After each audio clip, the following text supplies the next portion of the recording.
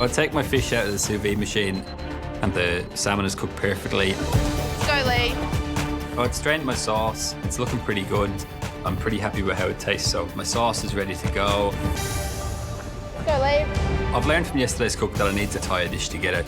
So in the pantry, I've seen some really fresh tomatoes. They look great. Just prepping some tomatoes that I'm going to roast in the oven to get some nice sweetness from them. They should be sweet and juicy and full of flavour. And hopefully it will tie it all together. Go, Lee. Feeling the pressure? If you're not, there's something wrong with you. 5 minutes to go!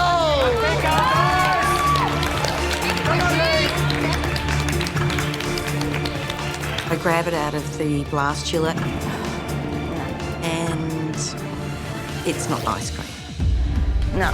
Now I'm thinking this isn't going to work. Far out. How many times have I made ice cream? I could easily throw my hands in the air and go, oh, that's it. But that's not me. I have to do something here or I'm going to be the one going home. Okay, it might change to, custard. I need a little jug. Oh, she has called it a custard now. Is it called a custard? She's called it a custard. Good. The custard, yeah, is a pretty poor replacement for the ice cream, really.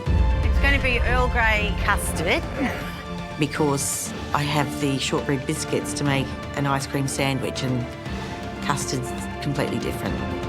I'm sort of resigning myself that I'm going home. Yeah. Good, Ben. Looks good, Ben. It looks really good. With a couple of minutes to go, I taste the candied walnuts in the ice cream and the date puree's got a beautiful acidity. The flavours are there. I'm happy, I'm happy, I'm happy. Normally, gatto muddy is served in an alfoil wrap, thrown down on the table, but this is MasterChef. I can't serve Gary, Matt and George pastry wrapped in foil. I have to serve it in a modern way. But I don't know how I'm going to plate these up. Make it look delicious. I start tearing up the pastry and arranging it on a plate. It's such a risk because there's no backup. And then I realise that's just not how gatto muddy is served. It's got to come in a clump. Look at that. This is it!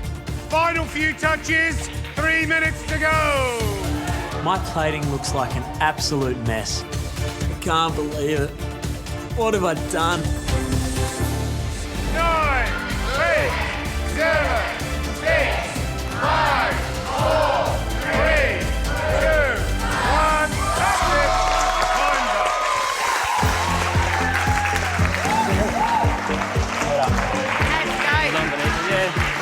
Yeah, not bad.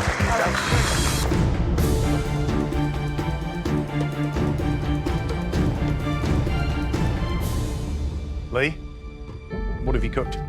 So I've done Confit Salmon and a Aniseed Beurre Blanc.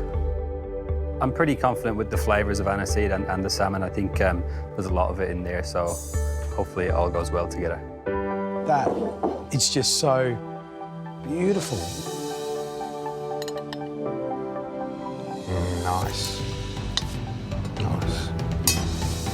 I think we all felt that yesterday was a bit of an aberration for Lee, and that reminds us of the dish that Lee put up in auditions. Yeah. And it's great. And you know, the hardest thing for anyone here to do is start finding your voice. And if this is Lee's voice, it's like a classically trained opera singer.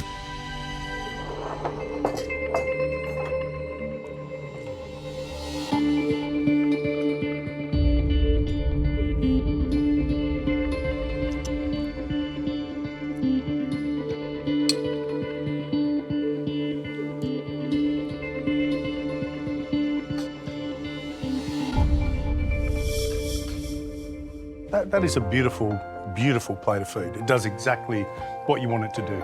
Power of that sauce, like it's crustacean-y, it's fishy, tons and tons of flavour. Once you explode that tomato, you've got this more intricate, interesting, yummy flavour. And you know what? The challenge was the salmon and aniseed, and that combination is all across this dish of wonderful food.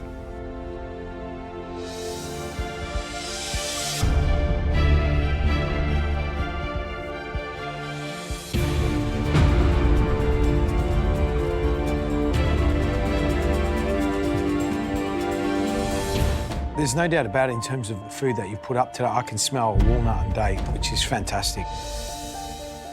I just look at that and it honestly looks like a train wreck. What is the dish? Gatto mari, with baklava ice cream and a date puree. You denatured that beautiful. It was beautiful when you put it in the foil, because what happens is it steams back into itself. Yes, and it's generally served in the foil. Hello. There's your first plating lesson. And I was going to. You got to understand that food is not designed to be photographed and put into cookbooks and magazines. It's designed to be eaten. It's designed to hit the table and for you to share exactly that memory. And George is the master of it, you know? Yes. And if there's a lesson you can learn, if you get through today, is don't mess with it so much. You don't need to. I hope it tastes good. Yeah, okay. Thanks, Benjamin. Cheers, guys.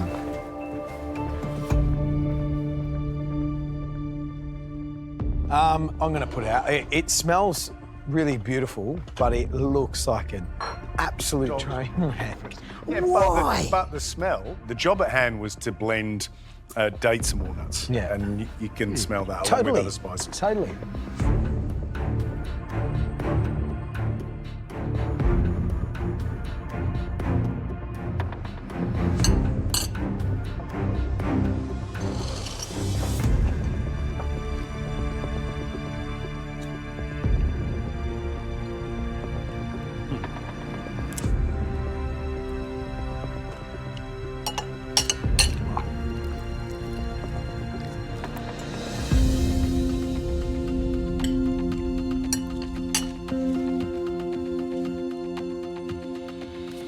I'll tell you what, it may look like a dog's breakfast, but if I can swear, just ever so, briefly, bloody hell.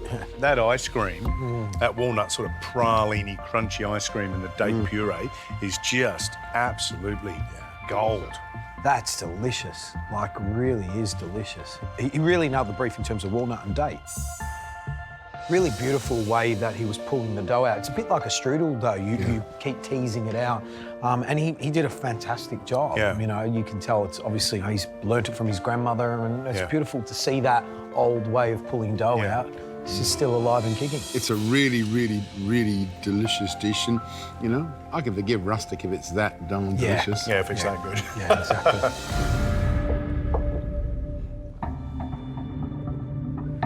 Thank you. Rashel, what have you cooked? Mango mint peppercorn sorbet, coconut pot stickers, a coconut broth, and some charred mangoes. How was that? That was nerve-wracking, exciting, really tested me out today. Yeah. You picked the mango and obviously got green peppercorn. What does it mean so much to you? I wanted to give certain flavors that we have back in Bangladesh. So my mom used to make fantastic little delicate pitas, and that was one of my favorite dishes growing up. So I just wanted to have a modern take on it. Yeah, that's a beautiful I think it looks really good. I mean, it's all about his family, where he's come from, who he is, and I think it looks really modern and beautiful. Well, I love that idea that he's brought kind of a bit of his Bangladeshi past and heritage and childhood and paired it with a kind of a very sort of modern Southeast Asian approach to dessert. So I think that's great to see. It's a very different way of approaching food, and I love it.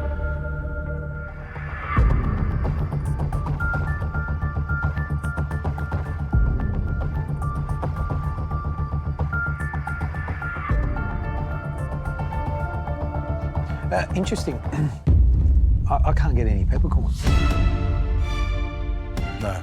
I'm trying to find it. Like, give me some. And I thought it would have been so clever putting something that's peppery, like that green peppercorn, with something cold like a sorbet.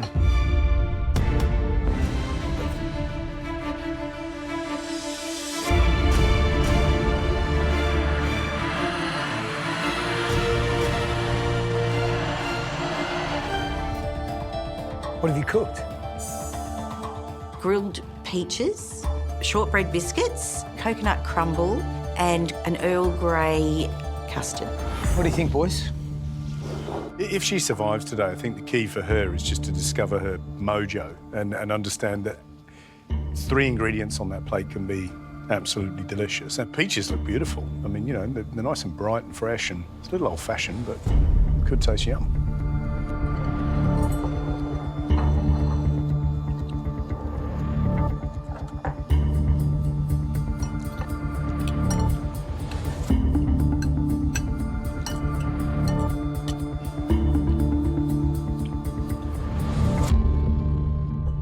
I think she got frazzled, phased, didn't know how to plate it up. But I think the components of it, you know, the infusion of the Earl Grey tea, I was a bit worried that it was going to be, you know, too steeped and too strong. But actually, it's balanced well with the sugar. There's a touch of orange in there. Biscuit's beautiful. Peach is beautiful and fresh and perfectly cooked. And I don't mind that kind of toasty, sweet coconut either. I mean, it all makes sense to me. It's surprising. It's like a really good milky cup of like shearer's tea Dunking and biscuit. a country shortbread to dunk, and then you get that lovely freshness of the peach, and the texture of that is a wonderful contrast. Yeah. Benita, Rashel, this challenge was all about pairing 2 ingredients beautifully. Benita, yours was peaches and Earl Grey tea. Rashel, mango and green peppercorn. Rashel, you heroed the mango. However, we were left searching for the flavour of green peppercorn, and that's why, Rashel, we're sorry, you're going home. Thanks, Benita. Oh, Rashel, the first elimination's always the toughest, but and we're really sad to see you go so soon. Well, the 3 of us wanted to get to know you more because there's an incredible spirit within yourself that the 3 of us can connect to. You're a great cook, mate. Don't ever doubt that. Don't let it end here. I mean, as you walk out those doors there, you need to follow your dreams. Go for it, yeah? Because you can do it.